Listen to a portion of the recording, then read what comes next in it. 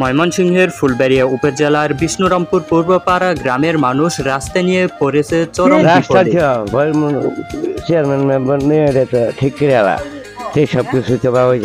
বিষ্ণুরামপুর গ্রামটি ফুলবাড়িয়া উপজেলার ৮ নং রাঙ্গামাটিয়া ইউনিয়নের ৫ নং ওয়ার্ডে পড়েছে। এই বিষ্ণুরামপুর পূর্বপাড়া গ্রামের মানুষজন সাধারণত একটি রাস্তাই ব্যবহার করে থাকেন এবং সেই রাস্তাটি প্যাক কাদায় ভরপুর। সাধারণত এই একটি রাস্তা ব্যবহার করে এই পূর্বপাড়া অঞ্চলের লোকজন কালাদহ চৌরাস্তা, কেশরগঞ্জ, ফুলবাড়িয়া এবং সুসিতি বাজারে যাতায়াত করে থাকেন। বর্তমানে এই রাস্তা খারাপ হওয়ার কারণে কোনো গাড়ি বা যানবাহন ঢুকতে পারছে না। বিরাট প্যাক চলাচলের রাস্তা একটাই, কালাদহ চৌরাস্তা হইতে চৌরাস্তা ল্যাংড়া বাজার হইতে ওই বিষ্ণুরামপুর নাহার বাজার পর্যন্ত রাস্তা চলাচলে বিরাট বিঘ্ন ঘটায়। অটো নিয়ে আসা যায় না, প্যাক।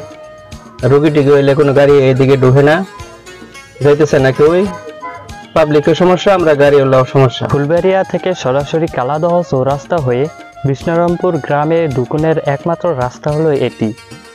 বিষ্ণুরামপুর পূর্বপাড়া গ্রামে কোনো মানুষ অসুস্থ হয়ে পড়লে খুব সহজে কোনো গাড়ি মিলে না, কারণ এসব ভাঙ্গা রাস্তার কারণে কোনো গাড়ি যাতায়াত করতে চায় না।